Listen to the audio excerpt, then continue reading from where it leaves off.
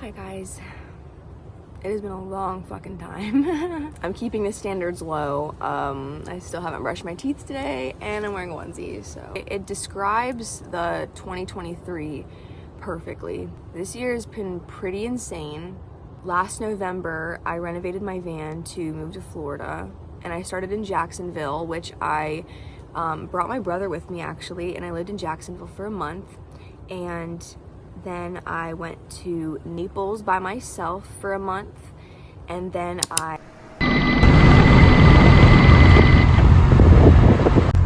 am crossing a giant freaking bridge right now.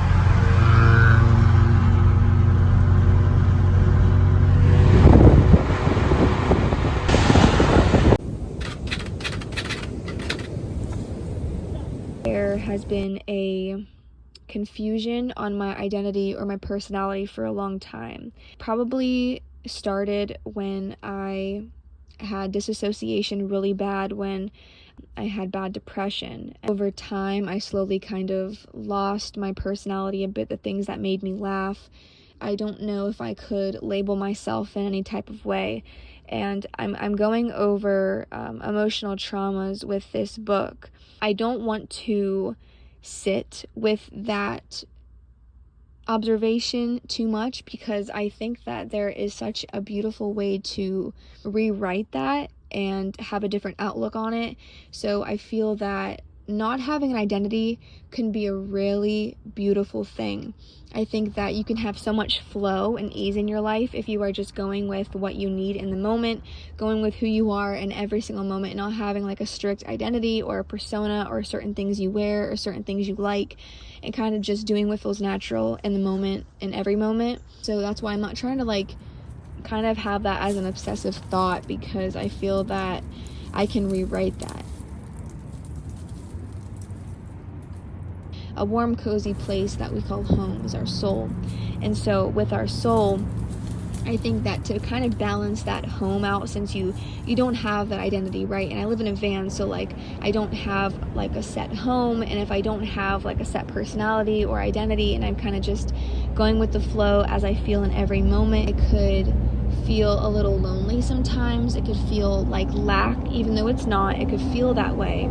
And so I feel like to balance that out, I can do things like activities that are nurturing to the soul. So things that I know that I like to do. So activities would be like journaling, reading a good book, drinking cozy drinks like tea or hot coffee, and going to parks and being in nature. Activities that are going to make you feel like home, things that your soul loves to do, and do them very often.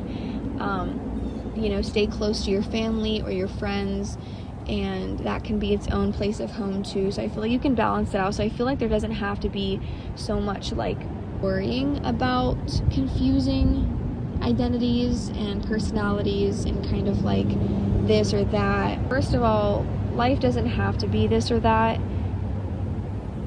Our lives can be very expansive, and we can love many different types of things, many different types of people. We can love many different types of landscapes and art and books and everything. So just make sure you're showing up for yourself every single day, and it'll be okay.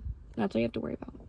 And then I went to a psytrance show, like a little EDM show, and I met someone and moved in with him like 2 months later in March here in Daytona, and I've been here ever since. And it's now December of 2023. My journey for Florida was honestly supposed to end like June or July, and I was supposed to head back to Pennsylvania and then work and save for a couple months and then move to Oregon in September and really get my yoga business like off the ground, because I would have my certificate by then. So that didn't go to plan, obviously, and I ended up creating a longer journey here, which I'm extremely grateful for, and meeting really some amazing people and creating real experiences for myself.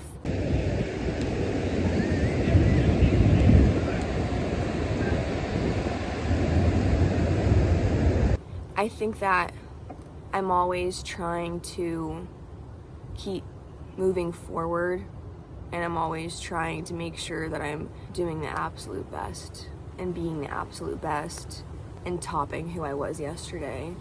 And that mindset has played a role in like many aspects of my life for a very long time.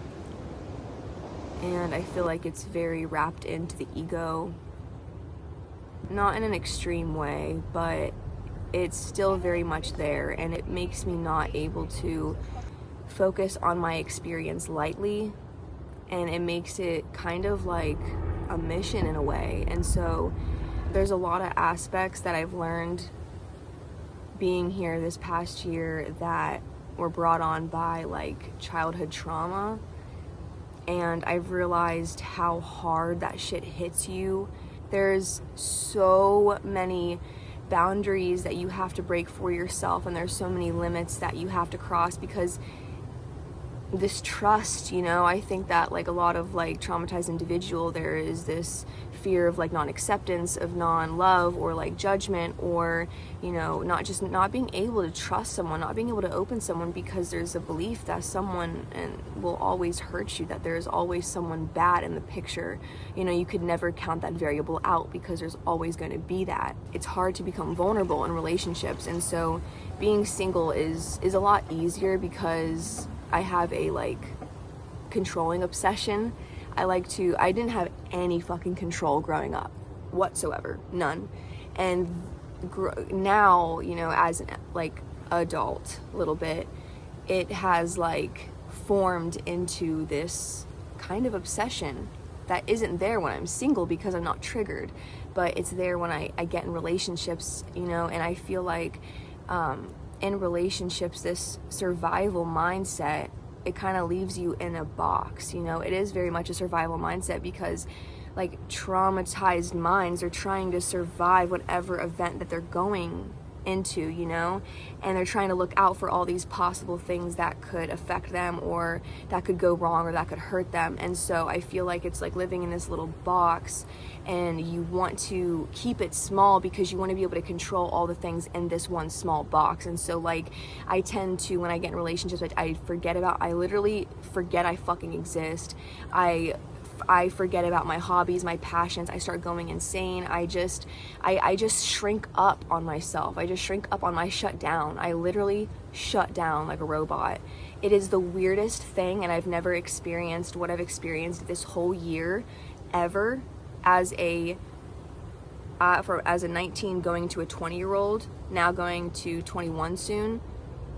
There was just so much like devastation in my mind, so much like ruminating of these like horrible things that could like go wrong and that are going wrong. And you know, I would like play these things in my head, and waking up every day in the morning I had a new idea about what was hurting me in my life, and I would, you know, bring that out in kind of a toxic manner. You know, I think that when we're hurting on the inside, it's really hard, like in extreme manners that way, it's very hard to channel it in a positive way. And so like that's why you really need space alone, and it's very essential for me because I am a very like solitude type of person in general anyway. I've always been introverted. I'm trying to get myself out of that, but so I'm not going to claim that title, but I've always been that kind of soul. So I need that time. And coming here and living with this person, it became hard for me to get that time. And so I slowly stopped meditating.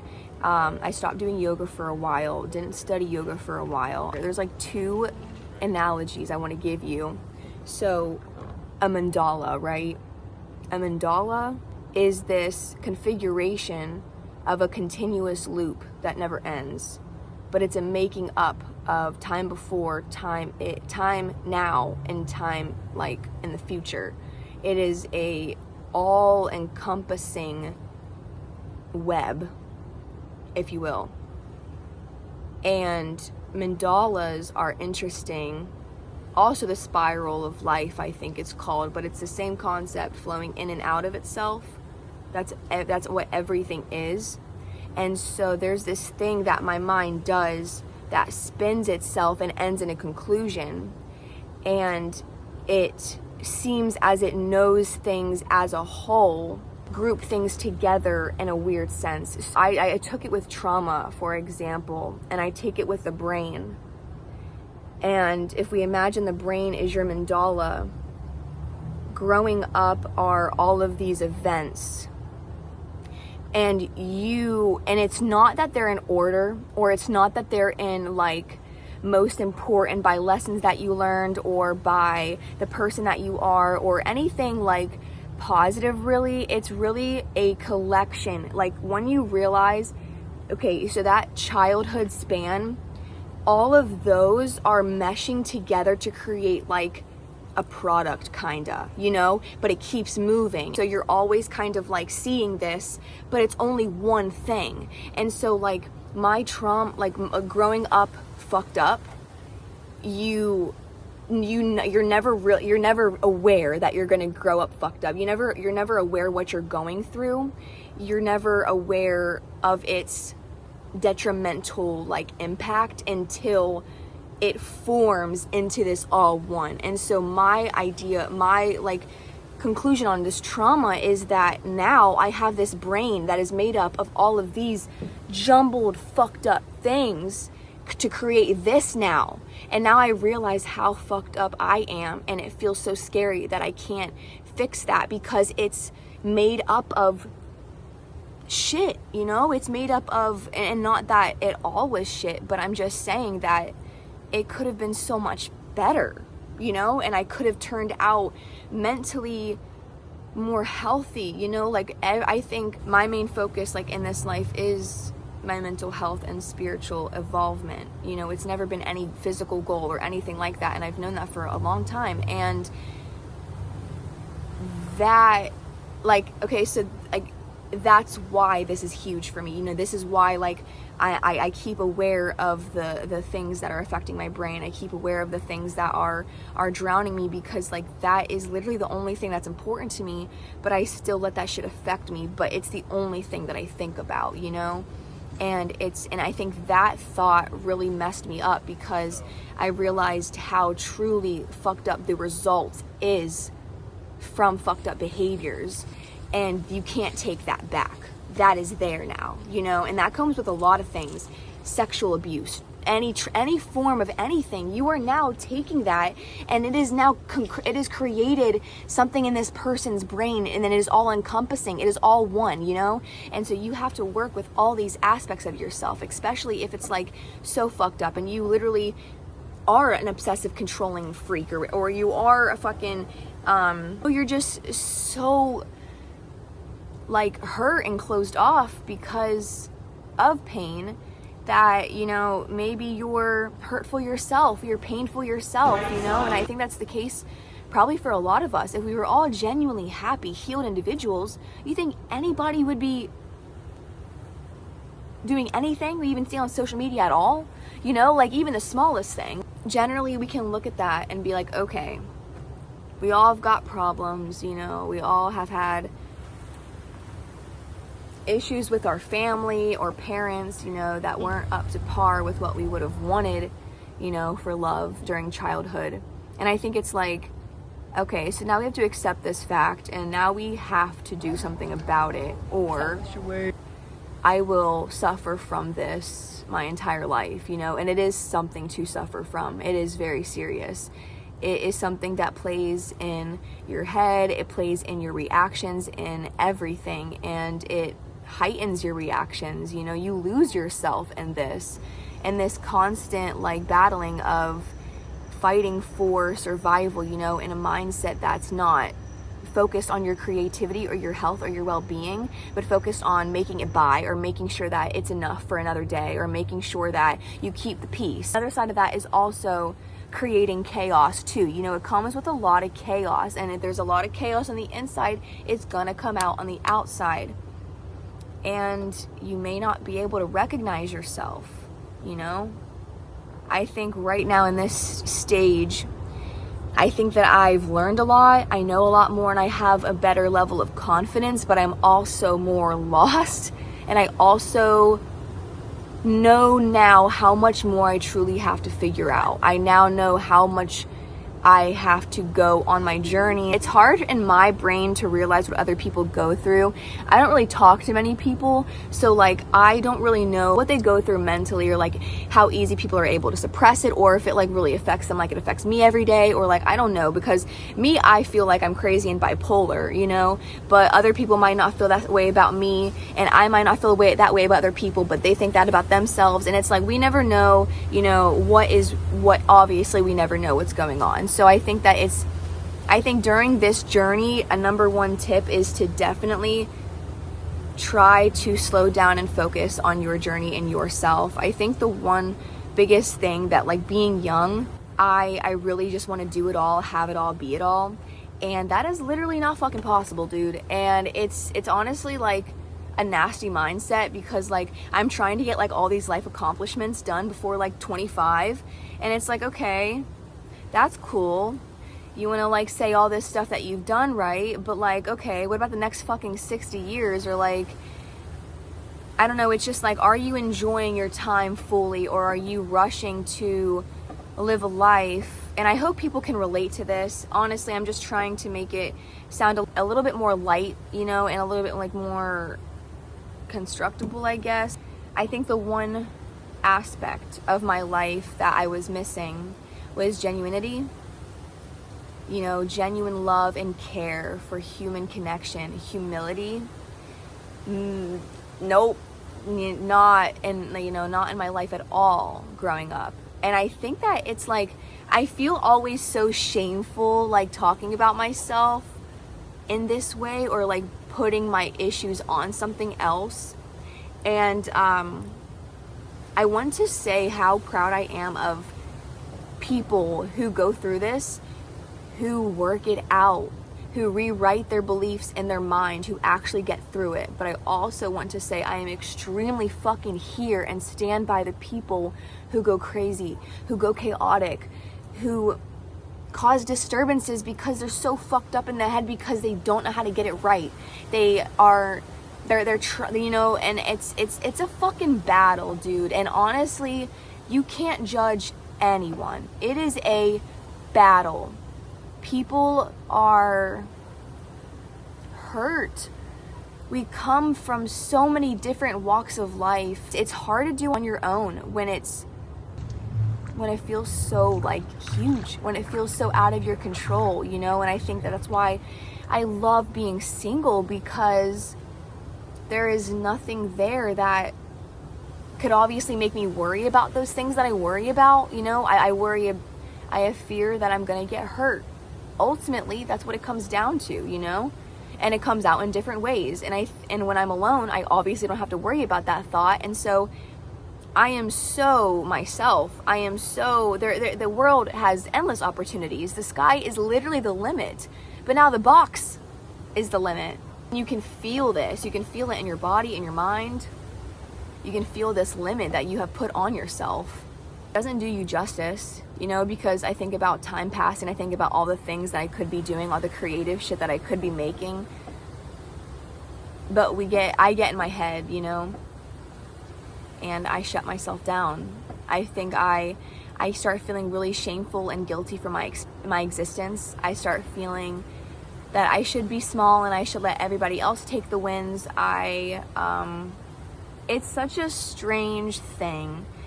And there's so many different aspects of myself. I have really amazing parts of myself, and I have really dark parts of myself. And I think that the dark parts this year, I've created a bond with the dark, honestly. The dark and the light have to coexist for you to exist.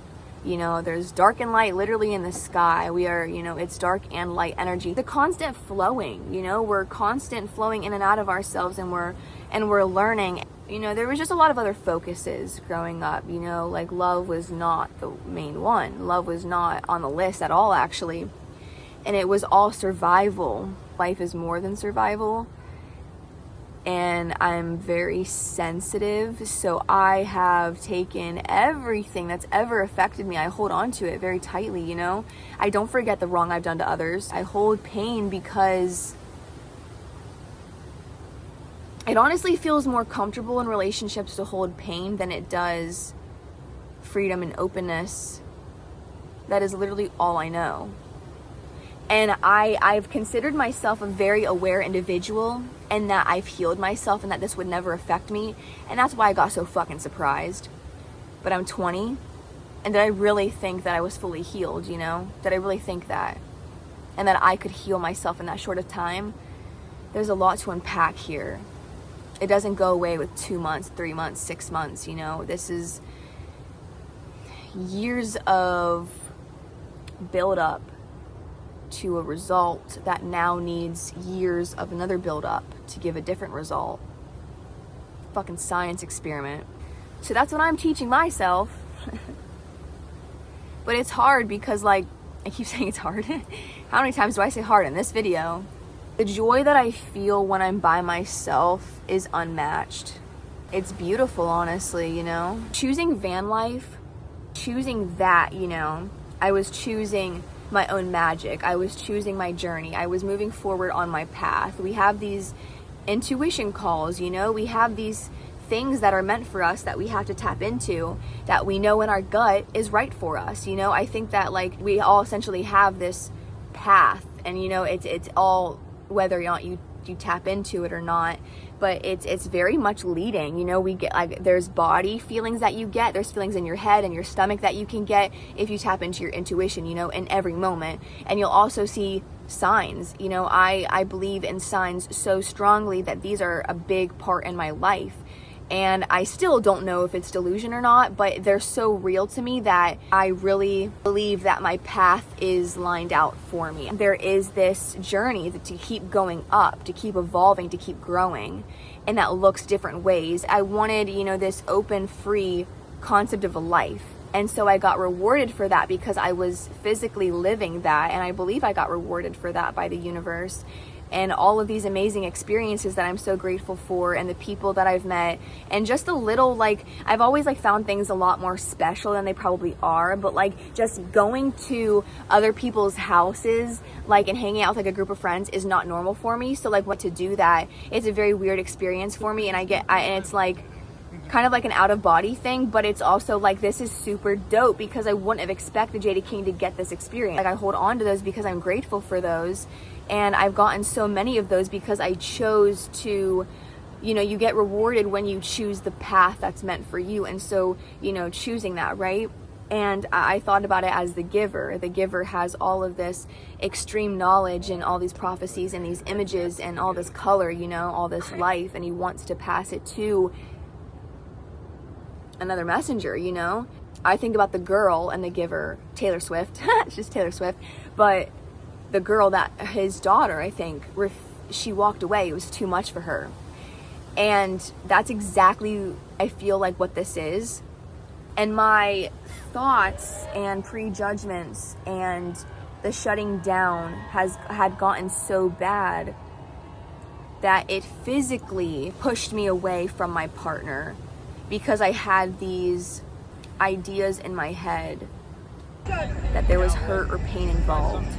A big aspect of it is feeling as you're not living your own life. Feeling as like your life is not yours and that it like belongs to somebody else, but that you're kind of just like living it. And I think that like it comes with feeling that you're like taking up space and that you're a burden for this life. That you're really like not like an essential or like a fundamental aspect of this life or like a controlled variable. And that you could really like float away anytime.